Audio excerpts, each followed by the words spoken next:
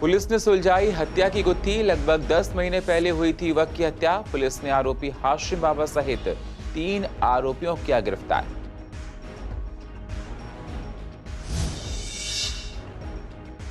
Shahdara district के cyber cell ने युवक को किया गिरफ्तार। नाबालिग से मांग रहा था मोटी रकम, पैसा ना देने पर दे रहा था फोटो वायरल कर देने की धमकी।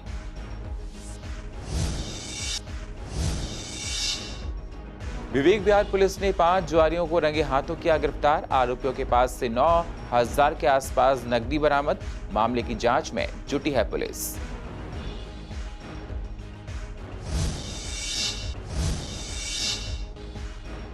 गाजीपुर बॉर्डर पर किसान आंदोलन लगातार जारी। अपनी मांगों को लेकर बॉर्डर पर डटे हैं किसान। सरकार पर आरोप लगाते हुए बताया व्यापारी सरकार।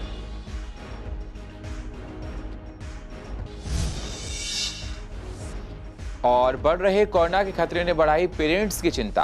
बच्चों को स्कूल भेजने से डर रहे हैं पेरेंट्स। कहा स्कूलों में नहीं हो पाता है गाइडलाइंस का पालन।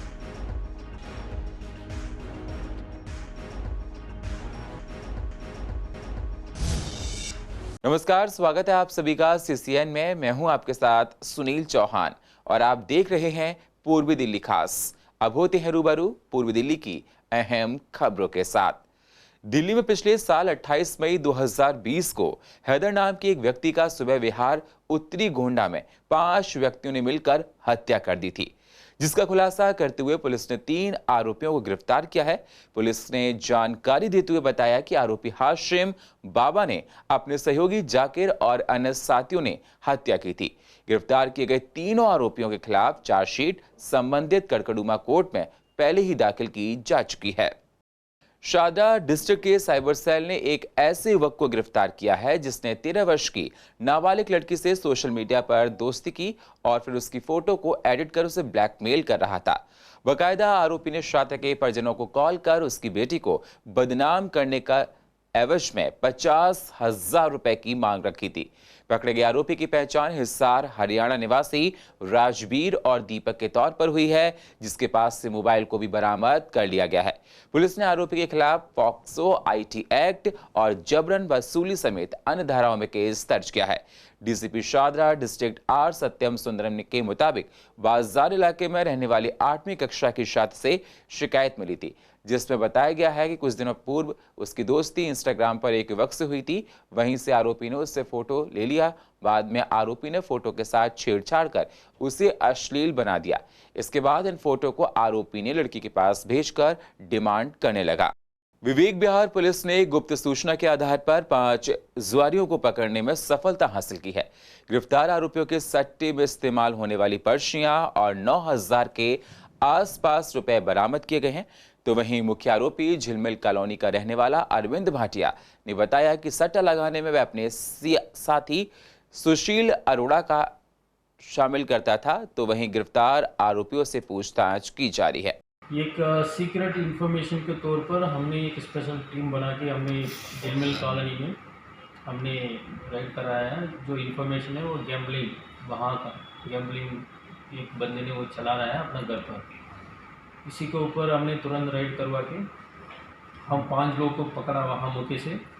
उनसे 9,820 रुपया बरामद हुआ है। बाकी जो गैम्बलिंग का जो स्लिप है वो भी वहाँ से बरामद हुआ है। इसमें जो मेन बंदा है अरविंद भाटिया है, 55 साल का है। ये झिलमिल कॉलोनी में इनका मकान है। उसी मकान में ये अपना लोगों को बुला के ये गैम्बलिंग चला रहा था। वो भी वहाँ मौके पर पकड़ा गया। इनके खिलाफ हमने दिल्ली पुलिस का दिल्ली गैम्बलिंग एक्ट, इसमें हम मुकदमा दर्ज करके इनको अरेस्ट किया। कितने लोग अरेस्ट हुए सर? टोटल 5 लोग को हमने अरेस्ट किया है। गाजीपुर बॉर्डर में किसान आंदोलन को चलते हुए 115 दिन से ज्यादा का वक्त हो गया है। बॉर्डर पर अपनी मांगों को लेकर डटे किसानों का हौसला देखते ही बनता है। किसानों का कहना है ये सरकार व्यापारी सरकार है जो अनाज को संदूक में भरकर बंद कर देगी और किसानों को मजबूर कर देगी। इसलिए हम अपने अनाज को संदूक में बंद नहीं होने देंगे। इस काले कानून को वापसी कराकर ही छोड़ेंगे। जब तक कानून वापसी नहीं होगा तब तक घर वापसी नहीं करेंगे। तब तक किसानों का आंदोलन शांतिपूर्वक चलता रहेगा। पूरे देश जान गया कि सरकार व्यापारियों के साथ खड़ी हुई है। जो भी कदम उठा रही व्यापारियों के लिए उठा रही। कानून बनाया किसान के लिए, जब कानून को अंदर खोल के देखा तो निकला व्यापारियों के लिए। और इस देश में पूंजी निवेश को बढ़ावा देने के लिए व्यापारियों के लिए बड़े बड़े इवेंट किए जा रहे, बड़े बड़े समारोह किए जा रहे, करोड़ों और सैकड़ों करोड़ रुपए खर्च किए जा रहे और उनको बुलाया जा रहा, फिर भी ज़्यादा उपलब्धि नहीं है। और जब किसान के कल्याण के लिए, देश के कल्याण के लिए कानून बनाया जाता है तो किसान से पूछा नहीं जाता है। तो ये बहुत सारी चीज़ें इन्होंने सिद्ध कर दिया। कानून बनने के पहले गोडाउन बन जाते हैं व्यापारियों के। भाई ऐसा कौन सा इन्फॉर्मेशन थी कि उनको पता था कि इस तरह का कानून बनने वाला, गोडाउन पहले। बिल्कुल आंदोलन लंबा चलेगा। सरकार चाह रही है कि किसान लंबा आंदोलन करें, तो हम भी किसान चाह रहा कि बिल्कुल करेंगे लंबा आंदोलन। जाड़े का प्रबंध था, पानी बरसा आई तो उसका भी प्रबंध किया गया। आज गर्मी आई है तो उसके प्रबंधन भी लगे हैं। हमने चटाइयाँ मंगाई हैं, घास मंगाई है, घास के छप्पर पड़ेंगे, चटाइयाँ डाली जाएंगी और इन सारी चीज़ों को गर्मियों से किसानों को बचाने के लिए प्रबंध किए जाएंगे। दिल्ली में एक बार फिर से कोरोना वायरस का कहर लगातार बढ़ता जा रहा है, जिसके चलते प्रशासन अलर्ट नजर आ रहा है। तो वहीं कई स्टेट्स में नाइट कर्फ्यू भी लगा दिया गया है। ऐसे में अगर बात करें दिल्ली के, तो दिल्ली में अब केस बढ़ने शुरू हो गए हैं, जिसके चलते स्कूली छात्रों के पेरेंट्स को भी खतरा महसूस हो रहा है, जिनका कहना है कि बच्चे स्कूल में जाते हैं तो सभी गाइडलाइंस को फॉलो नहीं कर पाते, जिसके चलते पेरेंट्स का कहना है कि दिल्ली सरकार को सख्त कदम उठाने चाहिए। कुछ दिनों के लिए स्कूलों को बंद कर दिया जाए ताकि बच्चे इस वायरस से बच सकें। कोविड के केस बढ़ते जा रहे हैं और दिल्ली में भी कोविड के केस बढ़ रहे हैं। कुछ राज्यों में तो लॉकडाउन लग गया है। अब दिल्ली सरकार को ये चाहिए कि यहाँ पर भी लॉकडाउन के बारे में सोचे, चाहे पूर्ण रूप से लॉकडाउन न लगाया जाए, रात के लिए कुछ कर्फ्यू या सैटरडे संडे का लॉकडाउन या कुछ घंटों का लॉकडाउन लगाकर इस बीमारी से बचने के लिए बच्चों के लिए कदम उठाएं। अगर स्कूल खुलते हैं तो किस गाइडलाइन में खुले, हालांकि स्कूल खुलने ही नहीं चाहिए, क्योंकि अगर स्कूल खुलते हैं तो बच्चों के लिए बीमारी का खतरा बढ़ जाएगा। सर मेरा एक बच्चा तो 10th में पढ़ता है, एक 11th में पढ़ता है। बच्चों के लिए तो ये बहुत सीरियस मामला है। इसमें अगर बच्चे जाएंगे तो एक दूसरे से संपर्क में आएंगे। तो जहाँ तक मेरा विचार है, बच्चों को स्कूल नहीं भेजना चाहिए। अगर ये कोरोना दोबारा से बढ़ रहा है तो इसमें थोड़ी एहतियात हमें बरतनी चाहिए। बच्चों की छुट्टियां कर देनी चाहिए दोबारा से। तो ऑनलाइन भी पढ़ाई अच्छी चल रही थी, बच्चे पढ़ रहे थे, लेकिन ये आगे जाके सीरियस मैटर ना बन जाए, इसलिए अगर थोड़े दिन के लिए अगर छुट्टी कर दी जाए बच्चों की। तो स्कूल बंद होने चाहिए। कोरोना के चलते हुए पेशेंट खूब आ रहे हैं और इसको देखते हुए स्कूल बंद करने चाहिए। और पेशेंट को बढ़ने के कारण स्कूलों में बच्चे घर से गाइडलाइंस पढ़ाई कर रहे हैं, और अगर कोई दिक्कत भी आ रही है तो टीचर लोग समझें। दिल्ली सरकार तो नाकामी करती है, स्कूल खोल रही है, केस इतने बढ़ते जा रहे हैं। स्कूल खुलने चाहिए। स्कूल खुलने से बहुत दिक्कत आएगी, बच्चे एक दूसरे को संपर्क करेंगे, बच्चे तो मानेंगे नहीं, बच्चे तो खेलेंगे कूदेंगे, एक दूसरे का हाथ पकड़ेंगे, उससे कोरोना और ज़्यादा बढ़ेगा। दिल्ली सरकार को सोचना चाहिए इसके बारे में कि कैसे केस कम हो, कैसे ये हो। स्कूल खोलने पहले 10 बार सोचना चाहिए। आनंद विहार से अप्सरा बॉर्डर रोड नंबर 56 को सिग्नल फ्री करने के लिए शनिवार को दिल्ली यातायात पुलिस ने लोक निर्माण विभाग PWD के साथ मिलकर ट्रायल किया। इस मार्ग पर अप्सरा बॉर्डर से आनंद विहार तक 3 यू टर्न बनाए गए। इसके बाद रोड नंबर 56 जाम का काम तमाम हो गया। ऐसे में ये ट्रायल सोमवार तक चलेगा। इन 3 दिनों में अगर सफलता मिली तो इस अवस्था को आगे भी बढ़ाकर बरकरार रखा जाएगा। ट्रायल के दौरान ये पता चला है कि पैदल यात्रियों को सड़क पार करने में 25 सेकंड का समय मिलेगा। आपको बता दें, अभी तक यातायात पुलिस ने PWD के वरिष्ठ अधिकारियों के साथ मिलकर राजधानी में लगभग 40 चौराहों को सिग्नल फ्री कर लोगों को जाम से निजात दिलाई है। डेज होते हैं, ऑफिशियल टाइम होता है, उसमें ऑलरेडी जो सामने वाला आप सिग्नल देख रहे हैं ना, ये उसमें ऑलरेडी वहाँ पे बहुत ज़्यादा रश लग जाता है, तो वहाँ से लेफ्ट मोड़ने में काफ़ी टाइम लगता है। मेरे हिसाब से तो यहाँ पे जैसे वो अंडरपास बना हुआ, स्टाफ का अंडरपास कुछ बनता तो कुछ बात बन सकती है। सर वो जो योजना आप बता रहे हैं, आप ठीक बता रहे हैं, और उस योजना में यहाँ पे फ्लाईओवर बनना है ऊपर, जिससे कि सामने वाला ट्रैफिक बिल्कुल ऊपर से निकल जाएगा और नीचे वाला या राइट पर टर्न करने वाला ट्रैफिक जो नीचे से निकल जाएगा, तो उसमें आदमी डिस्टर्ब नहीं होगा। ऐसे तो डिस्टर्बेंस बनी रहेगी। ऑलरेडी आप देखिए, हमें ही कन्फ्यूजन हो रहा है कि कैसे जाएँ। अब नीचे से अंडरपास से घूम के आना पड़ेगा वापसी, बहुत लंबा रह रहा है सर। सामने जाम दिख रहा है, स्ट्रेट जाना है तो मतलब देखना पड़ेगा कि आगे से नीचे से यू टर्न लेना है। राइट, टाइम बर्बाद हो रहा हमारा, और क्या हो रहा है? पहले तो पता था नहीं, कुछ भी नहीं। पूर्व दिल्ली के प्रीत विहार इलाके में एक निजी NGO द्वारा एक कोरोना वैक्सीनेशन कैंप का आयोजन किया गया। इस कैंप में 60 सीनियर सिटीजन्स को फ्री में कोरोना वैक्सीन लगाई गई।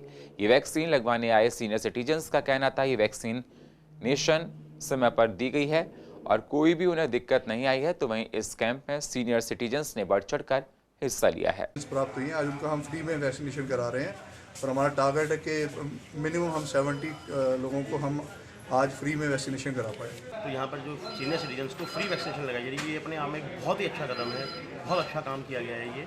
ये पहली बार ऐसा काम किया गया है। 60 सीनियर सिटीजन्स को यहाँ पर फ्री वैक्सीनेशन कोविशील्ड लगाई जा रही है। आज हमारा कोरोना का फ्री वैक्सीन लगा है। के जरिए इंजेक्शन, कोविड का इंजेक्शन लगवाया। कहते हैं लालच बुरी बला होती है और यही बला पूर्व दिल्ली के शादरा इलाके में रहने वाली एक महिला के लिए गले की हड्डी बन गई। दरअसल इंश्योरेंस क्लेम लेने के लिए इस महिला ने अपने मोबाइल झपटमारी की झूठी FIR दर्ज करा दी। तो वहीं पुलिस ने जब मामले की जांच की तो झूठ से पर्दा उठ गया और पुलिस ने आरोपी महिला को गिरफ्तार कर उसके पास से ही मोबाइल बरामद कर लिया। 27 जनवरी का एक PCR कॉल था स्नैचिंग का। उसमें एक लेडी कॉलर ने बताया T point Loni road Shahdara पर मैं जा रहा था, मोटरसाइकिल में अननोन बंदा मेरा मोबाइल छीन लिया। फिर इसमें हम तुरंत मुकदमा दर्ज किया है। उसके बाद अपना कार भी CCTV वगैरह भी चेक की है, CDR वगैरह भी चेक की है। उसमें कुछ क्लू मिला नहीं था। उसके बाद फिर काफ़ी दिनों के बाद जो मोबाइल स्नैचिंग का कंप्लेंट में आई थी उसको हमने सर्वेलेंस में रखा है। उसी से पता चला वो मोबाइल दोबारा चालू हो गया। उसी आधार पर हमने जाके जो जिनके पास मोबाइल दोबारा चालू हो गया उनको ट्रेस करके हम गया। पता चला जो जिन्होंने कॉल किया है लेडी उनके पास मोबाइल थी। फिर उनका लाके हमने पूछताछ करके पता चला उन्होंने कहा है इनका मोबाइल का वो शीशा टूट गया था। फिर इसलिए वो इंश्योरेंस क्लेम कराने के लिए इन्होंने ऐसे झूठी कॉल कर दिया। बाद में पता चला है इंश्योरेंस वाला भी इनको मना कर दिया बाद में इंश्योरेंस देने में भी। फिर इनको पकड़ के इनको लीगल कार्रवाई हम कर रहे हैं। जगतपुरी थाना पुलिस ने गुप्त सूचना के आधार पर 2 युवकों को गिरफ्तार किया है। थाना पुलिस ने गगन बिहार के पास से रहने वाले दोनों बदमाशों को पकड़ा है, जिनकी पहचान गगन कोहली और दूसरे हेमंत के रूप में हुई है। बदमाशों के पास से एक चाकू और एक स्कूटी भी बरामद की गई है, जो 12 तारीख को चोरी की गई थी। आरोपियों ने पूछताछ में खुलासा किया कि वह प्रीत विहार के इलाके में ऑटो लिफ्टिंग के एक अन्य मामले में शामिल है। और पूर्व दिल्ली की अधिक जानकारी के लिए आप YouTube पर जाकर CCN को सब्सक्राइब करें और फ्रेश अपडेट लेते रहें। और फिलहाल पूर्व दिल्ली खास में इतना ही। बाकी खबरों के लिए आप बने रहिए CCN के साथ। तब तक के लिए नमस्कार।